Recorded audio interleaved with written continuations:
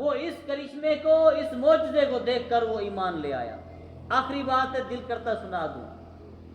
حضرت سلیمان علیہ السلام پیغمبر ہیں اللہ کے، بادشاہ ہیں، ان کی حکومت جو ہے پوری دنیا کے اندر تھی اور ہوا ان کے تابع تھی۔ جب آپ کا لشکر چلتا تھا تو ایک سائیڈ پہ پرندے ہوتے، ایک سائیڈ پہ جن ہوتے تھے، پرندے اوپر اڑتے تھے، ایک سائیڈ پہ جن، ایک سائیڈ پہ انسان، اور آپ کا تخت ہوا لے کر اڑتی تھی۔ شان و شوکت اللہ نے دی تھی۔ تو ان کے جو پرندے تھے وہ تابع تھے۔ ہد ہد ایک پرندے کا نام تھا، وہ جہاں آپ پڑاؤ ڈالتے تھے وہ ہد ہد جو ہے وہاں جا کے معائنہ کرتا، پھر آپ کو خبر دیتا، پھر آپ وہاں اپنا قافلہ ٹھہراتے، کچھ دن وہاں رہتے، پھر آگے چلتے۔ یہ آپ اپنے قافلے کا ان کا یہ منظر تھا۔ تو جب حضرت سلیمان نے قافلہ ٹھہرایا تو آپ تھوڑی دیر آرام استراحت کرنے کے لیے لیٹ گئے۔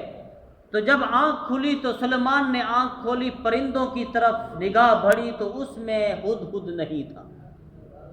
ہد ہد نہیں تھا تو حضرت سلیمان کو غصہ آیا۔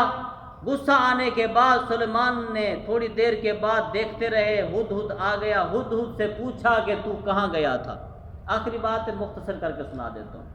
ہد ہد نے کہا کہ میں فلاں باغ میں گیا تھا، میرا ہم جولی میری طرح کا ہد ہد مجھے ملا، میں نے اس کے ساتھ تھوڑی گفتگو کی تو میں اس کے بعد آ گیا ہوں۔ میں آپ کو خبر سنانے والا ہوں کہ تھوڑا سا دور جو ہے ایک ملکہ ہے جس کے 12,000 فوجی ہیں، اور اس کے بڑا ایک تخت ہے جس 60 ہاتھ لمبا اور 80 ہاتھ چوڑا تخت ہے، موتی اور جواہرات لگے ہوئے ہیں، اور اس کے اوپر وہ بیٹھتی ہے اور ملکہ ہے، مگر وہ پوجا جو کرتی ہے وہ سورج کی کرتی ہے۔ حضرت سلیمان نے جب یہ بات سنی تو کاغذ اٹھایا، وہ جو رجسٹر تھا اسے اٹھایا اور چھوٹا تھا ایک پرزہ بنایا جس کے اوپر لکھا انہ من سلیمان، بے شک میں سلیمان پیغمبر بول رہا ہوں۔ آگے لکھا ہوا انہ بسم اللہ الرحمن الرحیم۔ جب یہ بات لکھی، بس یہی بات لکھ کے اس خط کو ہد ہد کے منہ میں دیا، کہا کہ جہاں ملکہ بیٹھی ہے اس کے اوپر ڈال دے۔ بات مختصر کر رہا ہوں، جیسے ہد ہد نے خط جو ہے اوپر ڈالا، ملکہ کی جھولی میں خط آیا، ملکہ نے خط اٹھایا، لکھا ہوا تھا انہ من سلیمان، کہ بے شک میں اللہ کا پیغمبر ہوں، سلیمان میرا نام ہے۔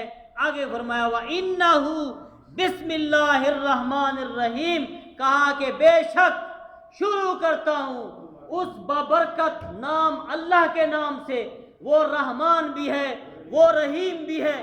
جب یہ 3 لفظ ملکہ بلقیس کی زبان پر آئے، ملکہ بلقیس تھر تھر کانپنے لگی، فوجی حاضر ہوئے، حکم دیں کہ آپ کو کس چیز نے ڈرایا ہے؟